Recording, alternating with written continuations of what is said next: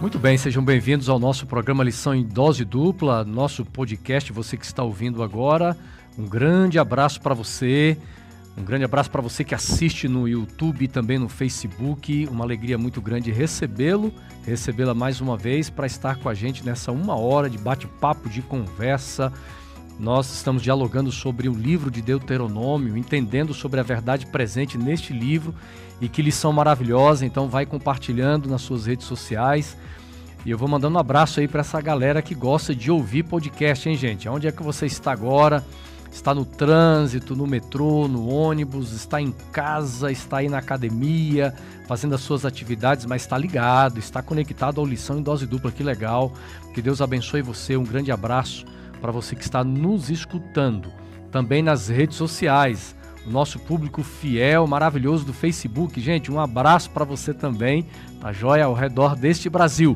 E você que é do YouTube, tá bom? Um abraço também, você é muito especial, muito bem-vindo sempre aqui para assistir durante a semana. Você já vai durante a semana ouvindo, pegando o nosso comentário. E nós estamos nesta temporada falando sobre verdade presente no livro de Deuteronômio, tá? E eu quero fazer aqui um lembrete para você. Se você não tem a lição da Escola Sabatina, então você precisa se preparar para que no próximo trimestre não fique sem a sua lição, tá? Uma dica, quero dar uma dica para você. Assine a lição, tá bom? Tem várias vantagens, daqui a pouco eu vou pedir aqui meus amigos para me ajudar, né, a convencer você, tá bom? Mas não deixe de ter a sua lição, não deixe de estudar a sua lição diariamente da Escola Sabatina, riscar, comentar, né? E aqui a gente vai fazendo isso aí, a gente vai riscando, vai escrevendo, vai pegando uma ideia, eu anoto a ideia do Xará, eu anoto a ideia do pastor Robson também, e é assim que nós vamos crescendo, né? E eu já quero aqui então mandar o meu alô para os meus companheiros de lição em dose dupla. Xará, opa. Como é que você tá, meu amigo? Rapaz, eu tô bem. Você sabe que eu recebi, Xará, várias mensagens do pessoal escrevendo: cadê o Xará? Cadê o Xará? Cadê o Xará? Eu estava de rodear. Você já apareceu, né? Você já apareceu algumas semanas atrás aí. Mas, ô Robinho, lembra que quando o Xará sumiu, nós falamos o seguinte: o Xará voltará com um topete novo, mas nós erramos. Ele voltou com o topete mais ainda significativo, cara. Mas tem algo a mais que o Xará trouxe. Você lembra do programa da semana passada? E hoje, olha aí, ó. Pois olha rapaz. Semana passada é o pastor William aqui, né? Mas eu, na verdade, eu tô tentando chegar no nível de vocês aí, rapaz. Vocês são meus modelos, Robinho. Que isso. Eu só tô tentando andar entre os grandes aí. Sabe onde é que o Xará foi? Aqueles que receberam tanto de Deus, né? Reza a lenda. Passaram umas 5 vezes na fila lá das dádivas do céu, né? Viu, Robinho? Reza a lenda que o Xará andou indo pra Salvador, por algum lugar, mas o Xará foi lá pra Itália, cara. Ele foi lá pelas ruas de Milão. Milão. O Xará tava em Milão. Entendeu? Ele passou em Milão e Londres. Porque esse terno aqui, os ternos italianos e londrinos ele adquiriu lá em Milão, tá?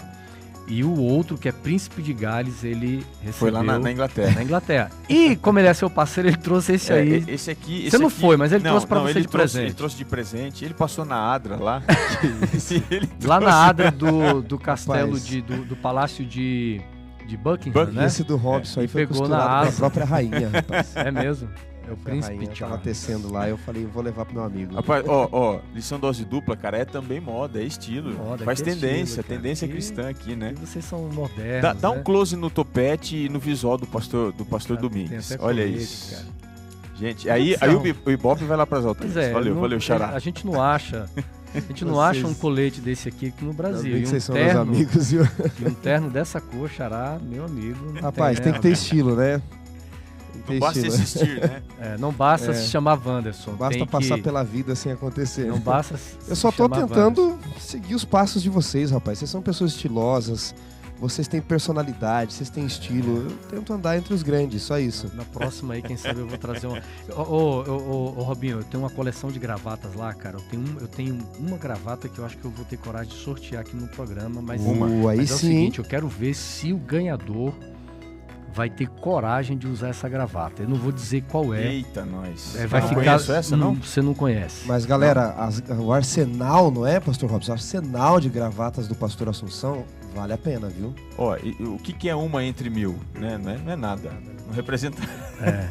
Mas é o seguinte, se você fizer isso, eu vou deixar aqui...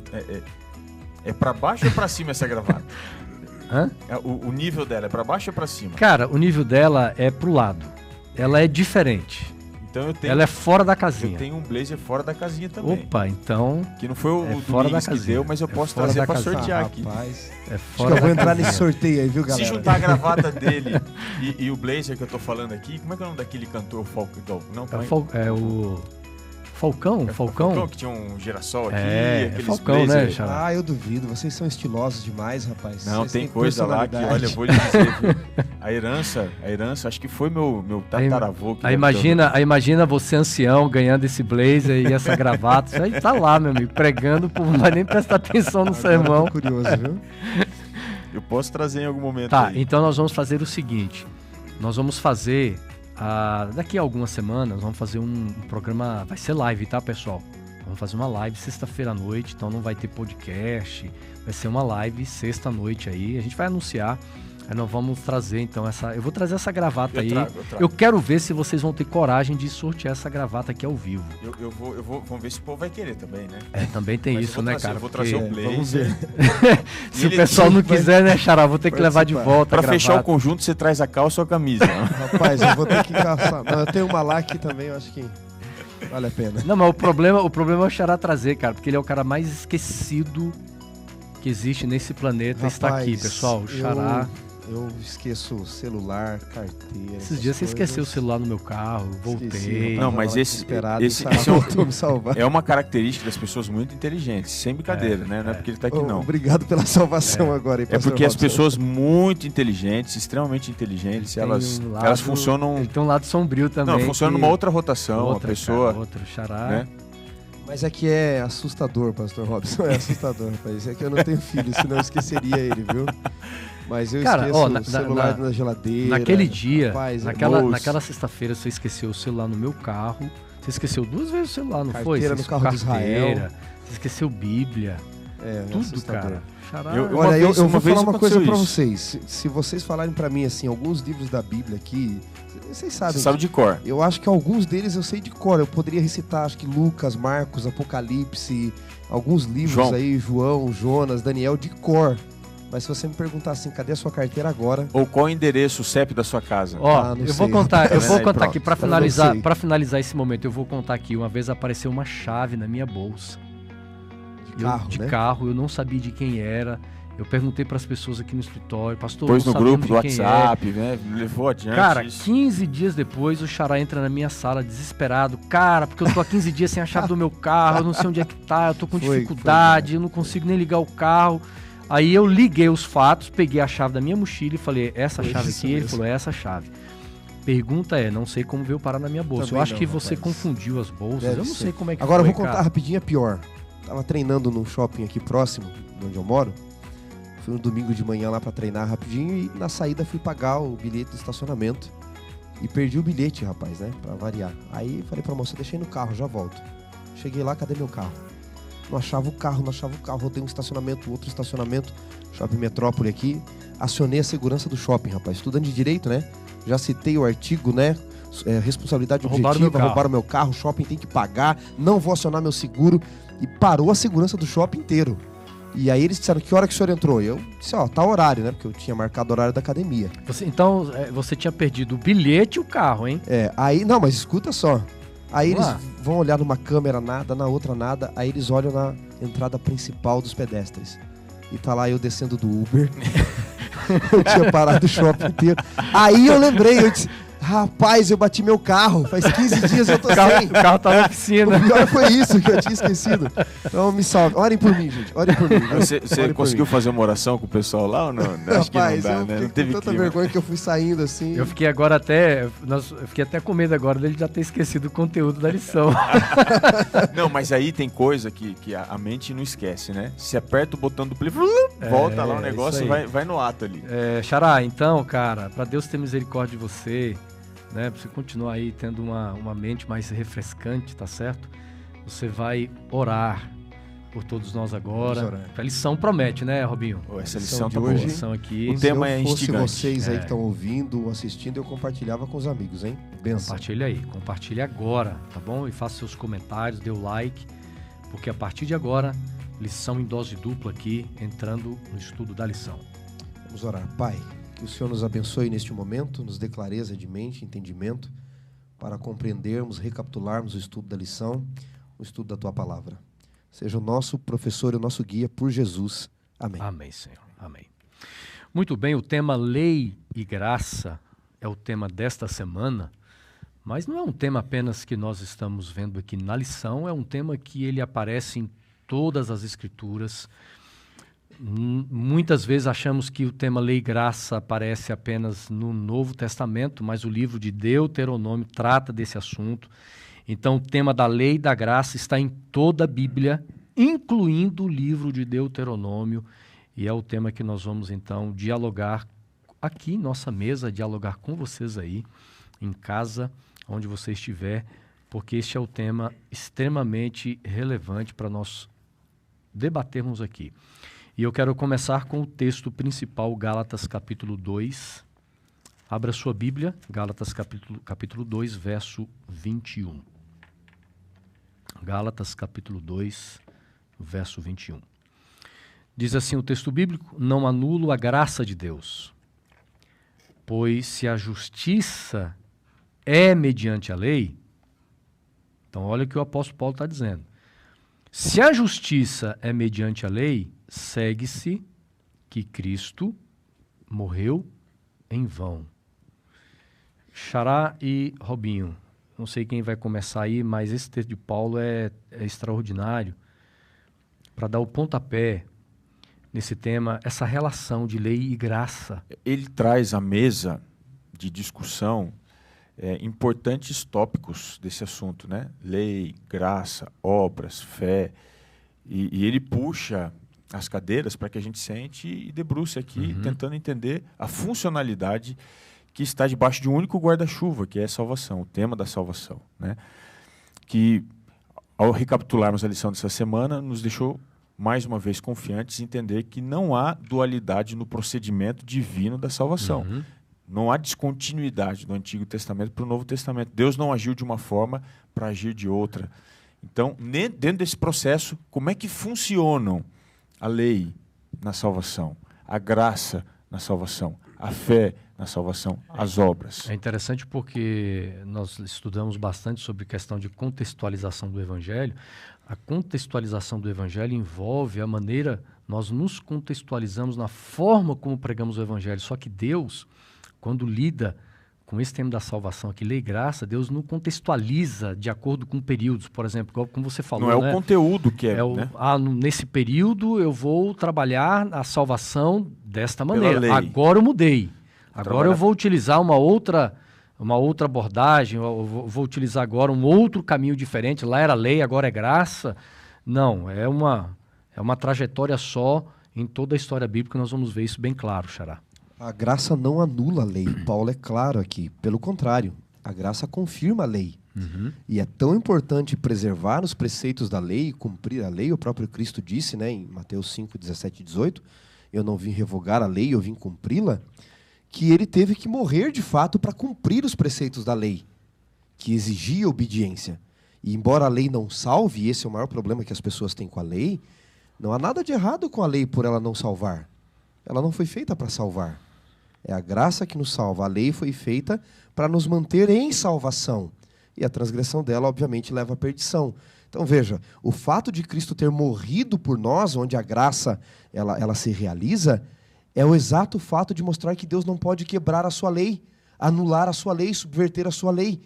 É tão necessário cumpri-la que o próprio Deus cumpriu, morrendo por nós, em nosso lugar. Trazendo assim para a nossa realidade contemporânea, por exemplo, tem um filme aí que retrata a descrição histórica do Lava Jato, né?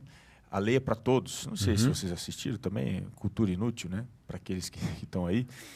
Mas o título é curioso, A Lei é para Todos. E aí eu faço uma pergunta, a lei é para todos na realidade humana?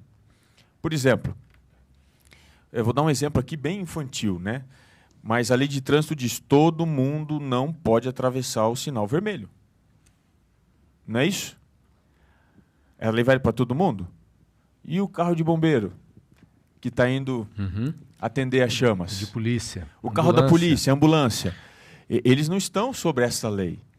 Agora, quando a gente analisa o aspecto da lei, nas suas cláusulas pétreas, a gente percebe que até mesmo Deus, ele está sobre a tutela da lei, né? Ele não a transgride. Teve que cumpri-la, né? E aí eu tenho uma aparente heresia que não é heresia, né?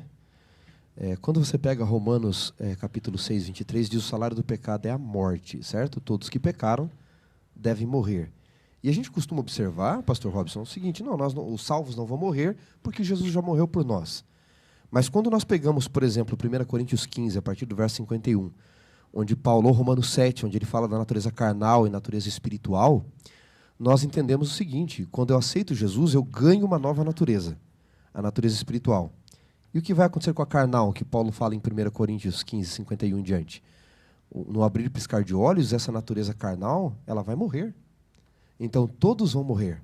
A lei será cumprida. Todos morrem. A natureza pecaminosa, ela vai morrer. Mas aqueles que aceitaram Cristo ganharam uma nova natureza, que é a vida eterna em Cristo. Ganharam a natureza espiritual. Essa não.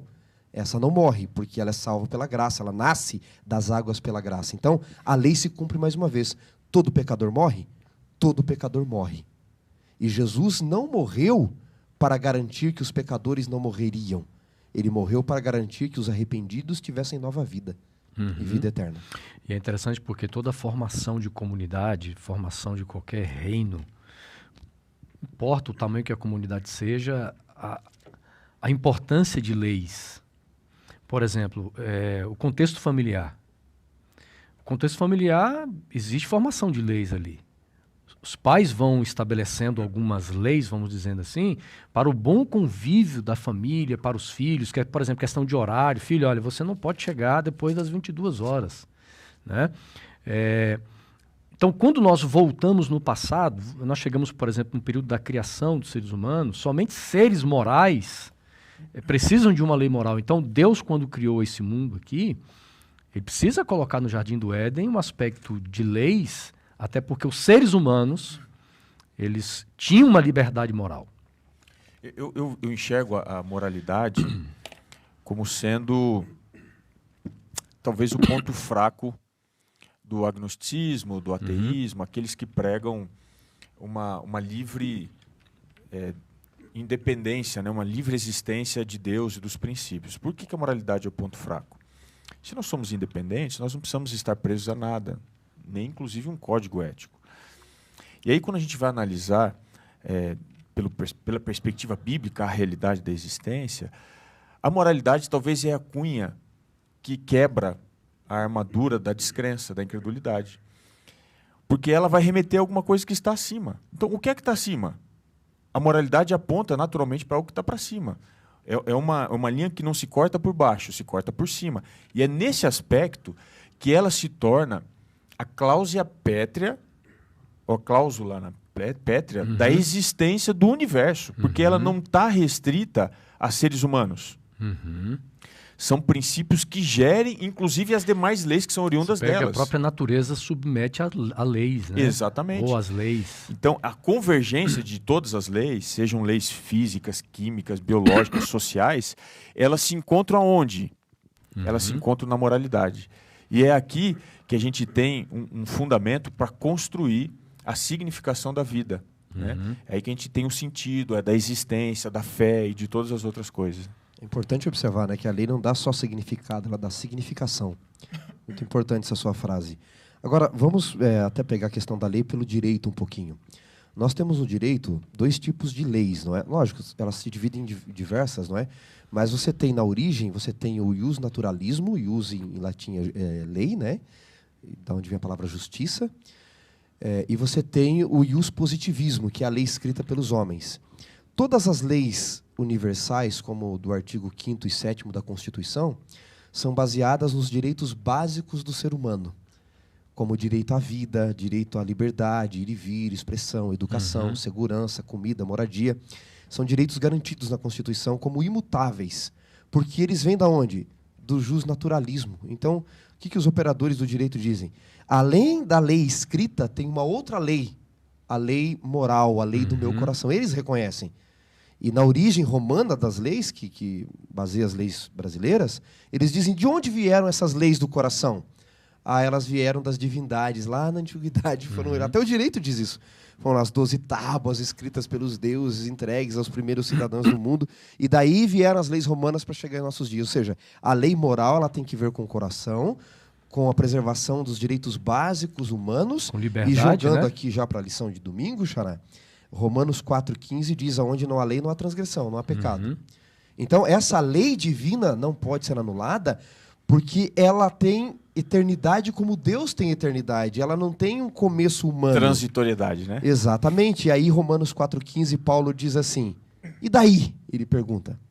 Havemos de pecar? Pecado é transgressão da lei. Havemos de transgredir a lei porque estamos debaixo da graça? Porque alguns pensam isso, né? Não, mas a graça me dá poder de transgredir aí o sábado, qualquer coisa.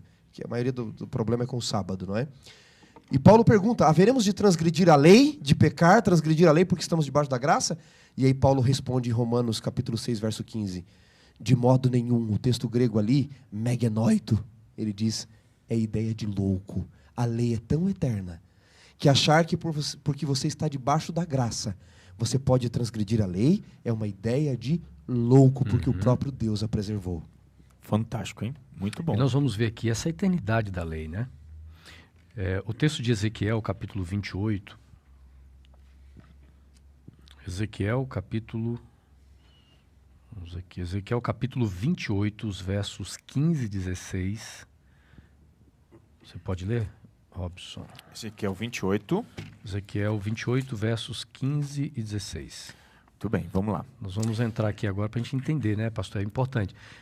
Quando a gente fala de eternidade, nós temos uma eternidade que ela tem um olhar para uma eternidade passada e futura.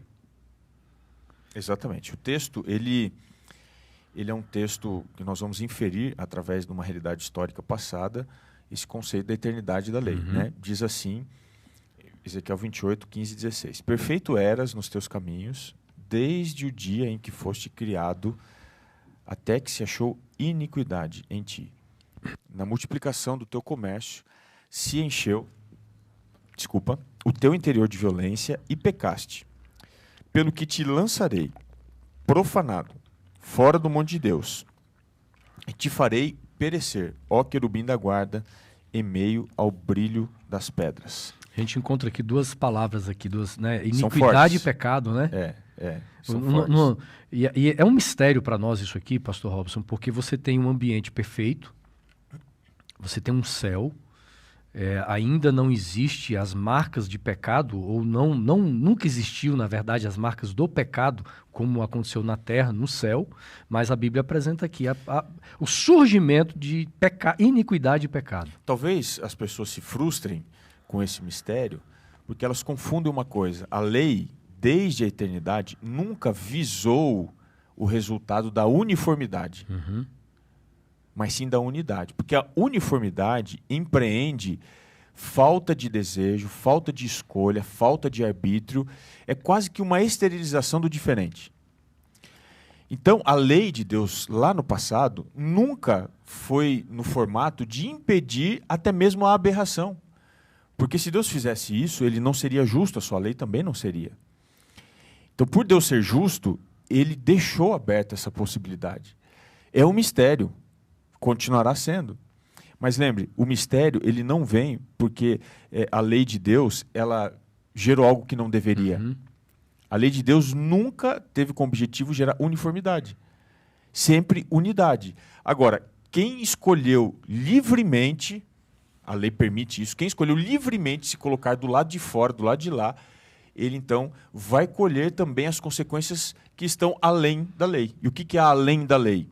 A gente observa aqui que o que há além da lei é a corrupção, a profanação, há também aqui a destruição, porque a lei ela diz o seguinte: se você estiver aqui amparado, você tá tudo certo. Se você se colocar além da lei, aí você tá no desconhecido, e o desconhecido que vai gerir a vida. Né? Muito curioso como Ezequiel 28, ele usa a palavra aqui para pecado, né? Eu estava aqui no celular, galera, o pessoal de casa acho que me viu digitando, aí falou, o Robson Mandando falando WhatsApp, e o né? pastor ali mandando WhatsApp, ele tá né? comentando aqui no Facebook. Comentando no Facebook, né? Eu estava buscando o texto em hebraico aqui para ver que palavra que se usa. Aqui iniquidade é ratá mesmo, né? Ele é o pecado de mão erguida aqui, não é? Ele é uma iniquidade Declarada, né? Decidida. E é curioso como Ezequiel 28, se a gente linkar com Isaías 14, então teremos uma outra amplidão do texto, mas ele coloca aqui, ele linka iniquidade com orgulho, né? Elevou-se o teu coração, não é? E pela multiplicação, a multidão das tuas iniquidades, não é? A injustiça dos teus comércios, profanaste o monte santo de Deus, ele vai dizer no verso 17. Então, ele linka o pecado com orgulho. E o que é orgulho? Isaías 14 vai dizer que orgulho é querer ser Deus. Eu subirei, eu me exaltarei, não é? Então, todas as vezes que nós queremos ser o Deus da nossa própria vida, todas as vezes que nós não queremos seguir a vontade de Deus, né, pastor Robson? E nós dizemos assim, de mão erguida, Senhor, eu sei o que eu quero para a minha vida. A tua vontade não, a minha vontade é que vai prevalecer. Eu me torno Deus da minha própria vida e, por consequência, eu já transgrido a lei de Deus. O que é a transgressão? É eu não querer seguir os preceitos de Deus, as recomendações de Deus. Isso é pecado. Na sua origem é independência da vontade dele. É depender da minha própria vontade, dos meus próprios desejos. É eu ser o Deus da minha vida. E todas as vezes que eu faço isso, há um demônio que mora dentro de mim, dizendo eu vou seguir a minha vontade, não a tua, né? Acho que Lewis que falava, né, que o amor se torna um Deus, se torna um demônio quando ele tenta ser um Deus, né? Exatamente. Então, essa é o contexto da lei. A lei, ela não é proibitiva no sentido de impossibilitar. Ela é proibitiva no sentido de indicar. Olha, não faça isso. Mas ela te dá, né? Dá liberdade. E foi isso que trouxe toda a consequência que a gente colhe hoje de morte, destruição, dor, sofrimento, que Apocalipse diz que Deus vai subscrever, né, lá no futuro, vai deixar para trás e a gente vai viver uma nova realidade. E a eternidade, é bom que a gente discuta isso aqui um pouquinho, que existem pessoas que eles elaboram no contexto bíblico não em cima de uma filosofia bíblica, mas sim de uma filosofia secular. E aí qual que é o conceito deles? O conceito deles de temporalidade também é muito diferente do nosso. Para eles, é como que se Deus ele já estivesse lá, mas ele vem aqui. Não, a história ela é linear, no sentido de que Deus ele não está lá na frente. A eternidade lá ainda não começou ainda. E ele está voltando para trás. Ou seja, nós estamos em um parênteses na linha ininterrupta da história. Esse parênteses ele está acontecendo ao vivo. Paulo é muito claro dizer que nós somos espetáculo, todo mundo observa ao vivo. E esse problema, quando resolvido finalmente, quando Deus ele vindicar a sua justiça diante do diabo, dos demônios, no lago de fogo e tal, então nós voltaremos à condição primária.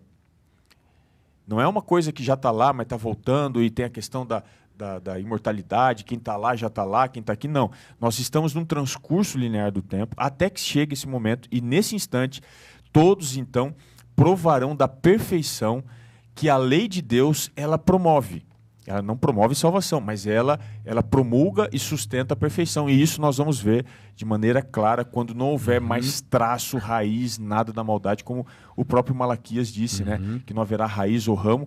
E o próprio Naum, capítulo 1, verso 9, diz que o Senhor não permitirá que a maldade se levante uma segunda vez. Nós encontramos aqui dois textos que eu gostaria que o Xará pudesse ler para nós. Romanos capítulo 3, verso 20, depois o verso 28. Porque o apóstolo Paulo está tratando desse tema de lei e graça no texto bíblico. E, na verdade, é uma continuidade daquilo que estamos vendo em Deuteronômio, porque Deuteronômio são muitos textos bíblicos que vão aparecendo de uma forma explícita a exortação à obediência, exortação à guarda dos mandamentos, mas também em Deuteronômio há uma manifestação do amor e da graça de Deus. Uma das grandes evidências é Deus restaurando, reafirmando a aliança com esse povo, na verdade, né? É Deus confirmando uma aliança. A base dessa aliança está a salvação. O Evangelho, a salvação de Deus, o seu amor. Eu queria fazer com vocês aqui a gente comparar, sabe, esses textos de Romanos, do capítulo 3, para a gente tentar também encontrar essa temática de lei e graça em Deuteronômio. Então, Romanos capítulo 3, verso 20, depois o verso 28. Então vamos lá, capítulo 3, verso 20. Visto que ninguém será justificado diante dele por obras da lei, em razão de que pela lei vem o pleno conhecimento do pecado. Verso 28. Concluímos, pois, que o homem é justificado pela fé, independente das obras da lei. Uhum. Até o 28 mesmo, né? É. Okay. O 20 você leu também? Já leu, o né? 20 já li. Já leu, né? Então, pastor Lobo, nós encontramos claramente aqui, ó, ninguém será justificado, verso 20, diante de Deus por obras da lei. O mesmo Deus que pediu os hebreus para guardarem a lei em Deuteronômio era o mesmo que estava pedindo para guardar nos dias de Paulo.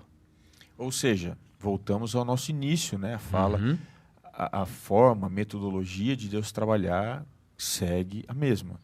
Não há quebra, mudança de padrão, né? E inclusive, bom... Mas essa lei que aparece em Deuteronômio aqui, né? Claro que a gente já respondeu, mas só para a gente fechar aqui.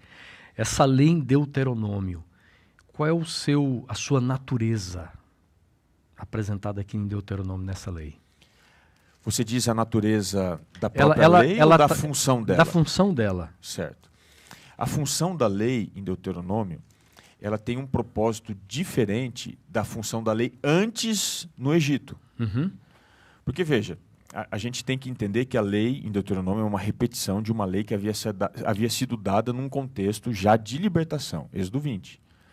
Eu sou o Senhor que vos tirei da terra do Egito. Êxodo 20. Então, veja, a lei não é dada para escravos. Isso é muito claro na ilustração histórica. Aí, quando você vai para Deuteronômio, mais uma vez, Deus vai dar a lei. Deus não dá a lei para escravo. Ou seja, ele não está dando lei para quem está no cativeiro do pecado. Porque se ele desse a lei no cativeiro, seria pela lei que os cativos seriam libertos. Então, a função da lei, aqui em Deuteronômio, ela segue muito semelhante à função de Êxodo. Ou seja, vocês são uma nação livre. É claro que o conceito aqui é étnico, né? É político, mas ele também é teológico. Porque nesse contexto, a lei ela serve apenas para confirmar um estado de salvação. E aí, quando a gente traz atenção de novo, né, voltando ali Romanos 3,20, quando Paulo é taxativo ao afirmar que ninguém será justificado por obras da lei, se a gente avançar para o próximo capítulo, discutimos isso não faz muito tempo aqui no Lição em Dose Dupla, em Romanos capítulo 4, o exemplo histórico que ele dá é o exemplo de Abraão. Capítulo 4 aqui, o verso 3 diz, Abraão creu em Deus e isto lhe foi imputado para a justiça. É uma referência que ele faz de Gênesis 15, verso 6, que Abraão creu e foi imputado para a justiça. E aí no verso 9 ele vai ampliar ainda mais. Ele diz, vem pois essa esperança exclusivamente dos circuncisos ou também sobre os incircuncisos? Visto que dizemos, a fé foi imputada a Abraão para a justiça.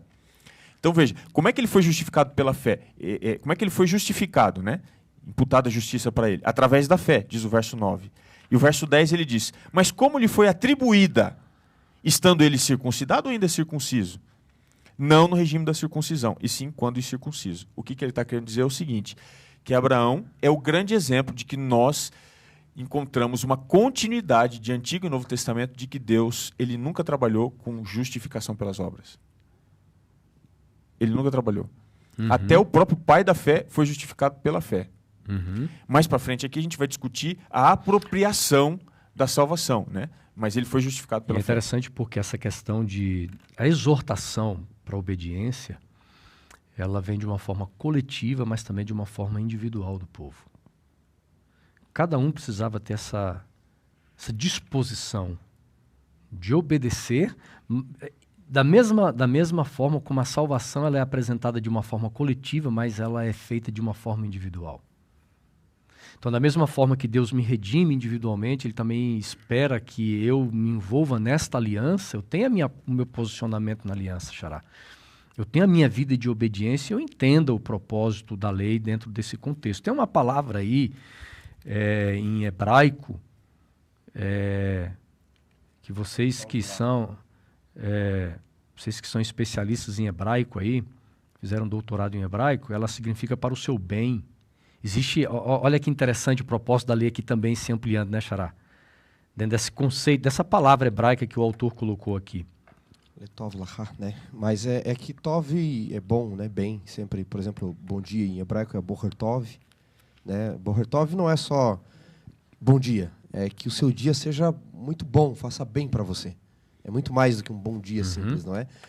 Boa noite, Laila Tov. Então sempre tem essa expressão Tov, não é? E ali a lei é para quê? Para que te faça bem. Não é? E Moisés termina com uma interrogação. Deus não te deu a lei para que fizesse bem para vocês? Você perguntou da natureza da lei, Xará. A lição de segunda ela trouxe vários textos ali na pergunta 3. E tem um texto que me chamou muita atenção, que é Deuteronômio 28, 58, aonde Moisés diz assim, ó: se não tiverdes cuidado de guardar todas as palavras desta lei escritas neste livro, para temeres este nome glorioso e terrível, o Senhor teu Deus, então o Senhor fará terríveis as tuas pragas. E aí ele vai advertindo ali, não é? A natureza da lei em Deuteronômio não é para salvar, como o pastor Robson muito bem colocou, mas ela nos mantém em salvação. E se vocês me permitirem, posso ler um texto de Ellen White aqui para vocês? Em Ellen White, no livro Desejado de Todas as Nações, página 556, ela diz assim: não é genuíno nenhum arrependimento que não opere a reforma. A justiça de Cristo não é uma capa para encobrir pecados não confessados e não abandonados. É um princípio de vida que transforma o caráter e rege a conduta. A santidade é integridade para com Deus, é a inteira entrega de alma e da vida para a habitação nos princípios do céu. O princípio tem que ver com leis. Então, lei não salva, mas não é genuína nenhuma salvação, nenhuma graça, né?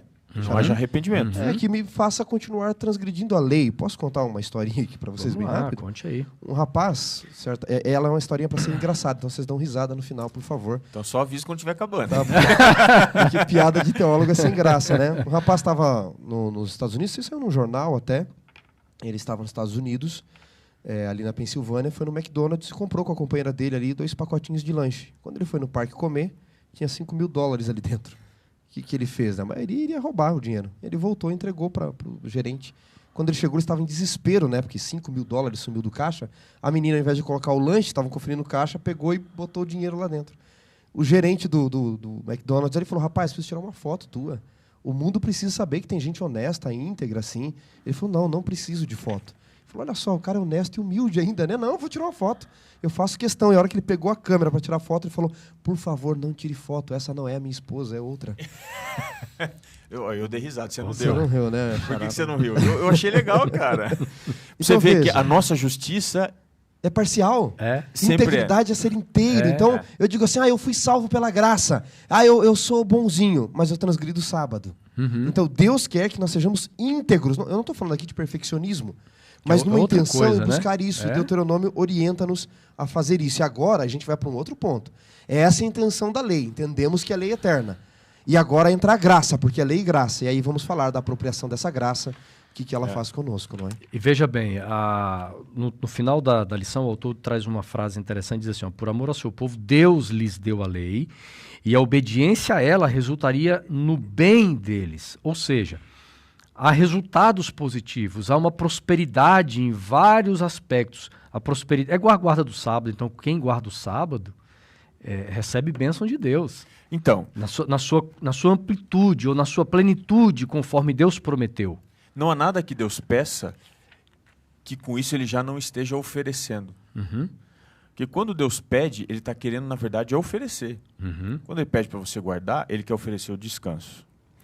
Quando ele pede para você devolver o dízimo, ele quer oferecer o quê? Para você a bênção, o cuidado, a proteção. Então, é nesse aspecto que a gente tem que seguir. A história de Israel, desde quando eles saem do Egito, os 40 anos vivendo no deserto, a entrada na Terra Prometida, os 2 momentos que eles atravessam. Um atravessa o Mar Vermelho. Deus abre, atravessa o Mar Vermelho, depois o Rio Jordão, eles também atravessam. Tudo isso vai nos ilustrando a graça, o amor de Deus. Redenção. O povo era escravo. O fato de estarem livres, como você colocou, não é simplesmente agora um estado social do povo de liberdade, mas há uma significância espiritual nisso aí. Porque Deus não quer libertar o povo simplesmente para formar mais uma nação, não. É o povo dele, é o povo redimido. É o povo comprado por ele. E Deus faz todo o papel, todo o processo nisso aí. E a gente vai... Nós temos uma outra temática na lição, que estamos conversando sobre essa questão de fé e graça. Tem muita gente que diz assim, eu sou salvo pela fé. Outros dizem, sou salvo pela graça.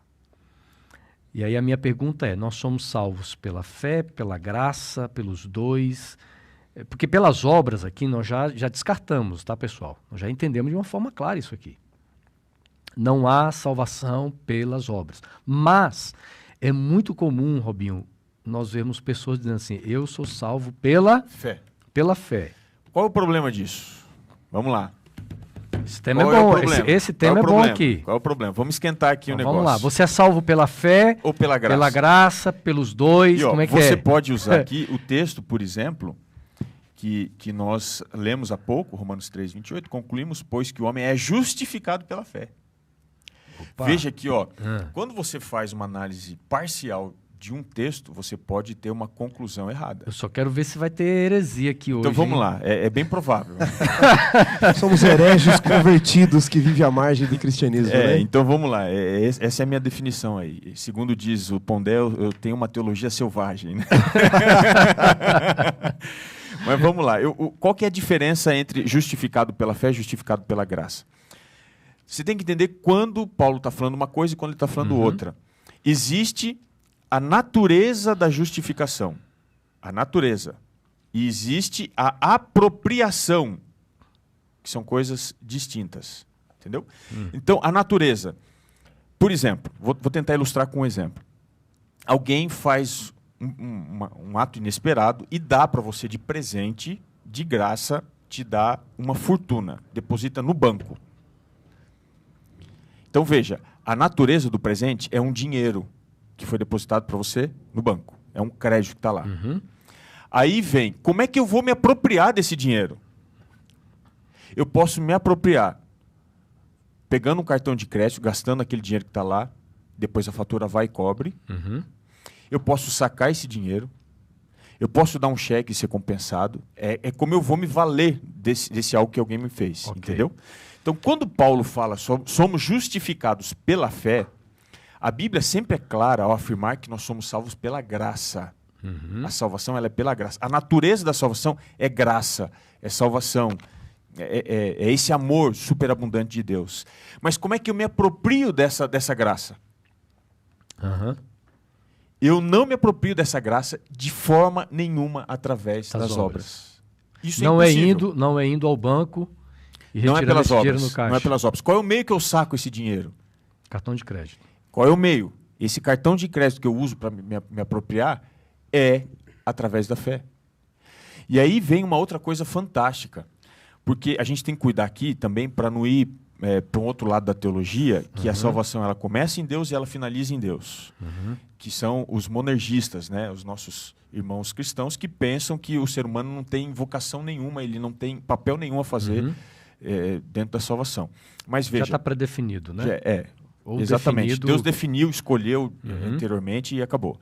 Nós não somos, como adventistas, proponentes dessa teoria monergista de que Deus ele faz do começo ao fim e você não escolhe nem ser salvo nem ser perdido. Tá? Mas existe uma coisa, eu também preciso me apropriar. Só que ao me apropriar da salvação, eu me aproprio pela fé. E o que é a fé? Paulo resolve para mim essa questão de maneira mais clara e contundente em Efésios 2. É ali que ele vai trabalhar essa questão da diferença entre fé e graça. É ali, e para a gente também não elaborar uma tese do fideísmo, que eu posso ser justificado pela fé. Lá em Efésios, se a gente for ler ali o capítulo 2, a gente tem ali uma clara identificação desse processo. Diz assim, porque pela graça sois salvos. Qual que é a natureza da salvação? É a graça. E aí ele vem, mediante a fé. Como é que eu me aproprio dessa graça? Então a fé tem uma participação no processo. Exatamente. A fé tem essa participação. É como eu me aproprio. E aí ele é mais contundente. Veja, e isto não vem de vós, é dom de Deus. Ou seja, a graça é dom de Deus. A fé também é dom de Deus, mas ela precisa ser desenvolvida. Veja só, eu digo que eu tenho fé. Eu uso uma ilustração, às vezes, por aí, de um camarada que ele andava entre um monte e outro, atravessava um monte e outro, numa corda com um carrinho de mão. E ele foi uma vez, a multidão olhando, ele voltou, o povo, nossa, que fantástico e tal, parabéns. Aí ele foi de novo, voltou, ele foi várias vezes. Depois ele disse assim, quantos aqui creem que eu posso atravessar aqui? Aí todo mundo levantou a mão. Falou assim, bom, vocês que creem, quantos querem entrar no carrinho para eu atravessar? Ninguém levantou a mão. Então veja, a fé não é uma fé nominal. Ela precisa também ser uma fé atuante. Eu posso trazer uma outra ilustração, Xará? Eu vou deixar você... Eu vou permitir, Xará, que você fale, porque você é o dono do programa aqui. Que isso, rapaz. Ele é o lacrador, né? Não mando nada. A última palavra é do Xará aqui. Não Ó. manda nada. A gente fala tudo aqui. Se fala o Xará bobeira, falou você corrige aí. diferente... Que isso. Você corrige, assim Mas, diz o pastor. uma vez o meu filho, ele era pequeno, ele chegou para mim e disse assim, pai, compra tal coisa, não lembro o que era. Eu falei, olha, o papai tá sem dinheiro. Ele falou, não, papai, você tem dinheiro. Você tem muito dinheiro. Eu falei, não, o pai não tem, expliquei. Ele falou, não, pai, é só ir lá no banco e colocar o cartão lá na máquina, e a máquina vai tirar o dinheiro que você quiser. Então, na mente dele, ele achava o seguinte, eu tenho tanta fé que se meu pai colocar o cartão na máquina, no caixa eletrônico, vai sair o dinheiro que ele quiser. Ou seja, a graça de Deus é tão abundante que quando nós nos apropriamos com fé, com certeza de que ela cobre os nossos pecados, pode nos perdoar e é suficiente para a nossa salvação, pronto, é isso aí. É por isso que Abraão ele foi justificado pela fé. Não foi o ato dele crer que trouxe a ele a salvação. Ele creu que alguém já o tinha salvado. E o fato dele crer o fez com que ele fosse justificado. Eu queria fazer uma pergunta para o Xará, porque quando eu centralizo, Xará, as questões da salvação na fé, eu poderia cair no perigo disso se tornar salvação pelas obras? Com toda certeza. Para muitos, e muitos se escondem atrás disso, a salvação pela fé nada mais passa do que uma salvação por obras. A gente precisa entender que Paulo, didaticamente, usa diversas questões e exemplos para falar da salvação. Por exemplo, Romanos 5, verso 9, ele diz assim, logo muito mais agora, sendo justificados pelo sangue de Cristo. Então, quando ele fala da justificação pela fé, Efésios 2,8, que é o grande texto, né, o verso áureo disso, diz assim, pela graça sois salvos mediante a fé. Então, notem, pela graça somos salvos, é a graça que nos salva. Mediante a fé. E eu acho que quem explica isso, não é? É Ellen White, no livro Caminho a Cristo, na página 5, pelo menos na minha versão, ela diz assim, ó, a fé não é a nossa salvadora. Ponto. Quer mais alguma coisa? Ela diz, a fé não é a nossa salvadora. Mas ela continua, pastor Robson. Ela diz assim, a fé, embora não seja a nossa salvadora, ela diz, Cristo é o nosso salvador. A fé é a mão que se estende e se apega às promessas de Deus. Nenhum mérito existe na fé. Ela termina dizendo. Rapaz, a velhinha é inspirada, né? Depois tem gente que não gosta dela. A gente faz teologia, se mata, estuda línguas originais. Para chegar onde ela já chegou há milênios atrás. Parece aqueles camaradas que vão nadar 20, 40 quilômetros no mar, se prepara, e ela vem andando sobre as águas, né? E ela termina dizendo isso daqui, veja. A fé é a mão que se estende e se apega às promessas de Deus, mas não há nenhum mérito humano na fé. Nenhum, diz ela. E aí nós voltamos às questões que vocês estão falando. Por quê? Porque a fé não é autogerada. Fé não é autogerada. É melhor dizer o que fé é, dizendo o que fé não é, né? Fé não é autogerada. A fé não depende da minha capacidade de desenvolver fé, mas de Deus de desenvolver fé em mim quando eu me entrego a Ele. Então, ela também não é medida pelo tamanho? Nem pelo tamanho. E a fé não é a nossa salvadora, como ela mesmo diz aqui. Eu digo que fé é como se apaixonar, não é? Vocês estão apaixonados aí, não estão? Amém, irmão. Amém, né? Ai de vocês falarem que não, né? Você não sai um dia e diz assim, acordei um belo dia para eu me apaixonar. Hoje eu vou me apaixonar. Hoje eu não termino o dia sem me apaixonar. Não. Um dia você estava lá, pastor Robson, e de repente você olhou, estava lá a professora Érica, né? Você não tinha programado se apaixonar naquele dia. E o jeito, o sorriso, sei lá, alguma coisa, despertou algo em você. Então não dependeu da sua capacidade em si, mas a dela de despertar algo em você. A fé não depende da sua capacidade de gerar fé, mas a de Deus de gerar fé em você. Por isso que está errado quando as pessoas dizem: hoje eu estou com muita fé. Hoje eu estou com pouco café, né? Com pouca fé. Não, fé não é um botãozinho que se aperta e não é assim. À medida não é baseado nas emoções, né? E no seu estado emocional. E o pastor emocional. Robson colocou ali, não é pelo tamanho. Jesus disse: se a sua fé for do tamanho de um grão de mostarda, mas com a base correta... Se estiver no lugar certo. Eu queria completar, Xará, tudo que você falou com outro texto dela. Diz assim: o que é justificação pela fé? É a atuação de Deus. Então não é do homem. É a atuação de Deus abatendo até ao pó a glória do homem e fazendo por ele... Ela pegou pesado aí, né? Pesadíssimo. Abatendo até o pó. Os monergistas, adventistas, legalistas... Esses dizer, mas peraí, nem a fé vem de mim? Não. É dom de Deus. Então, meu irmão, ele abate... Deus abate você e a mim até o pó, a glória do homem, e fazendo por ele aquilo que não está em sua capacidade. Exatamente. Em sua capacidade de fazer por si mesmo. Porque sabe qual que é um problema que entra paralelo a esse? Vou trazer mais uma pimentinha aqui. É o assunto do livre-arbítrio. Sabe por que o livre-arbítrio entra no assunto fé e graça? Porque é o seguinte: se a fé for aquilo que eu penso que é, ela depende de mim. Não, eu creio, parará. Isso não vem de mim, é de Deus. No contexto da salvação, o ser humano, e isso daqui, a gente tem que cuidar para não pisar também do lado de lá e achar que somos monergistas, mas o monergismo ele prega a depravação completa e total do livre-arbítrio, da natureza humana. Nós também pregamos isso. Então tem muita gente que diz: não, eu posso escolher a Deus. Ou seja, a fé daí passa a ser um atributo humano. Como é que nós entendemos livre-arbítrio, fé e graça? Nós entendemos assim, que nós, por natureza, não temos condição de escolher a Deus. João 6,44 diz, Jesus é muito claro dizer que todos aqueles que vêm a mim, é o Pai que me traz. A gente naturalmente não vai. Então, existe dentro desse processo uma graça preveniente. Essa graça preveniente, inclusive os reformadores, Lutero, tantos elaboraram em cima dessa tese, essa graça preveniente é que me dá a primeira condição de desenvolver fé e ter condição de aceitar o que Cristo já fez por mim. Porque, naturalmente, não é que eu sou propenso a não escolher, eu não tenho nenhuma propensão, né? Não tem nada. Vale a pena nós olharmos aqui, para nós terminarmos, os dois últimos textos, Deuteronômio capítulo 9, verso 5, pastor Robson. Xará, Robinho leia o Xará. Você me permitiria, só antes desse texto, ler o texto com cuidado de Efésios que eu mencionei, por favor? Olha só, em Efésios 2,8, e eu queria que você está em casa, abrisse sua Bíblia agora, ou se você puder, aí onde você estiver. Efésios 2,8, a gente lê ele de uma forma muito apressada e se esquece que essas verdades que mencionamos já estavam na Bíblia. Ellen White não falou nada fora da Bíblia. E diz assim, Efésios 2,8, pela graça sois salvos. Ponto. Aí ele vem, mediante a fé. Como Ellen White diz que é um braço e não é meritório.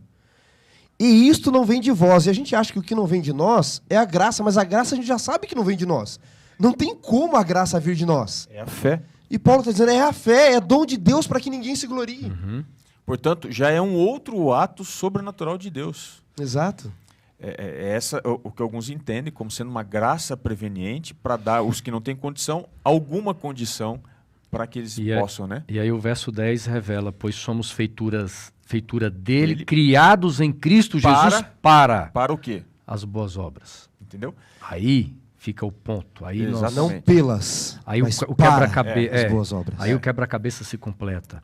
Fecha. Eu acho que essa daqui é a pérola sem preço, sem valor que nós encontramos sobre esse assunto. Paulo falando nos Efésios. Né? Tremendo. Deuteronômio 9,5 e Xará, 2 Timóteo 1,9. Diz assim... Textos fantásticos, isso estamos lendo. Vamos todo o conceito da nossa discussão, ele se fundamenta aqui. Né? Não é por causa da tua justiça. Forte aqui, né?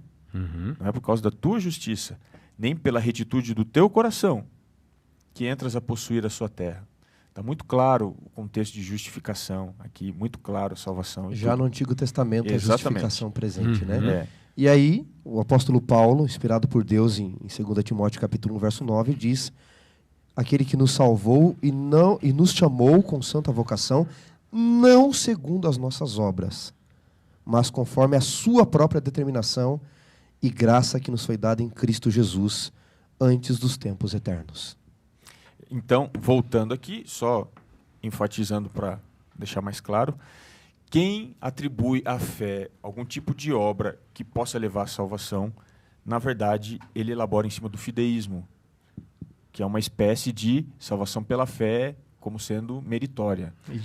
E isso não vem de nós. É muito claro a Bíblia afirmar que a fé é um resultado que também não parte de nós, parte de Deus, assim como a graça parte de Deus nesse processo. E tudo isso vai culminar quando eu sou chamado a viver e demonstrar isso. E aí eu digo, Robinho, que o cristão, o homem e a mulher que vive dessa forma, está vivendo fora da aliança. Vive fora da aliança. Porque no processo da aliança, jamais Deus permite que o próprio ser humano busque a salvação em si mesmo. Uhum. Mas a aliança estabelecida é Deus dizendo assim, ó, eu serei o teu salvador. Jamais é o caminho contrário. Eu gosto de um texto em Romanos 4, a lição até menciona Romanos 4, na lição de quinta-feira, onde Paulo diz assim, verso 3, que diz a Escritura? Abraão creu em Deus e isso lhe foi imputado, não é? Por justiça. Verso 4, ora, ao que trabalha o salário não é considerado favor, e sim dívida. Você trabalha a fim do mês, o patrão tem obrigação, a empresa tem obrigação de te pagar, senão isso vira até uma questão judicial. Agora notem o verso 5. Mas ao que não trabalha, porém crê naquele que justifica o ímpio, a fé lhe é atribuída como justiça. Veja, aqui está falando que não justifica salvos. O ímpio. Por que isso, pastor? Porque os legalistas vão dizer assim, então se obras não salvam, se eu não preciso fazer nada, então quer dizer que Deus justifica o ímpio? Exatamente isso. Deus justifica o ímpio, porque se você fosse santo, assim como aquele que se cura sozinho não precisa de médico, você não precisaria de Cristo. A salvação não viria por meio dele. É forte e talvez impactante para muitos, mas esse é um ensinamento bíblico. Uhum. Deus ele justifica ímpios e faz com que estes agora tenham uma nova condição, uma novidade de vida, né? Amém. Isso desde Deuteronômio até hoje. Amém. É Deus trabalha, louvado seja o nome de Deus por isso. Amém. Eu quero terminar com esse texto aqui, ó. Quando o homem percebe a sua insignificância, então está preparado para ser vestido com a justiça de Cristo. Ellen White, tá? Quando o homem perceber, quando nós percebermos, quando eu perceber, você perceber a tua insignificância, quem você é diante de um Deus que é santo, glorioso, puro, perfeito, quem nós somos? Carnais. Quando nós chegarmos a essa conclusão, então nós vamos estar preparados, né, para sermos vestidos com a justiça de Cristo. Amém? Muito obrigado, amigos, por esse bate-papo tão abençoado que foi essa lição, hein?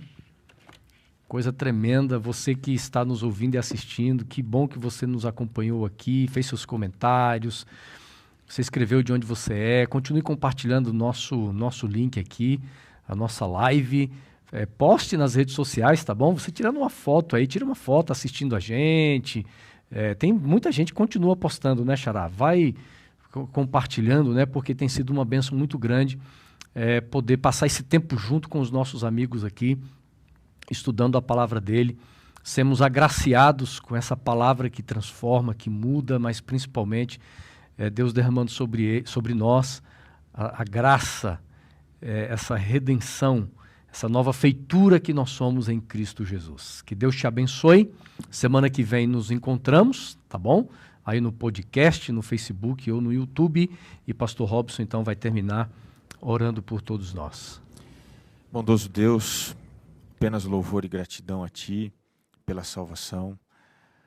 Não depende de nós, depende do Senhor, mas é um presente para nós. E por isso lhe agradecemos, porque andamos pelo deserto desta vida, na direção do paraíso, a terra prometida, tendo a certeza que não entraremos lá pela retitude do nosso coração, e muito menos pelos méritos próprios, mas unicamente pela graça e iniciativa divina. O que nós precisamos hoje é transformação, e para isso pedimos que as nossas obras estejam alinhadas àquilo que o Senhor fez por nós e continua fazendo. Assim, Pai, confirma a nossa fé, para que nunca percamos de vista a real certeza de que estamos à margem da terra prometida, prestes a entrar, e que precisamos apenas confiar em Ti, que o Senhor, que começou a boa obra, há de completá-la, vai nos colocar em segurança dentro da eternidade do paraíso, muito em breve, quando Jesus voltar. Oramos por isso, para que aquilo que falamos aqui alcance mais e mais pessoas que estão aflitas, para que entendam que a salvação, ela não depende de nós, ela depende de Ti, mas nós devemos abraçá-la, e é isso que nós fazemos hoje, aceitamos a salvação, aceitamos o que Cristo fez, e portanto, queremos ser leves, livres, para ajudar aqueles que estão no caminho da dúvida e da incerteza. Abençoa todos os ouvintes do Lição em Dose Dupla, para que andem na Tua presença, eu te peço por Jesus. Amém, Senhor.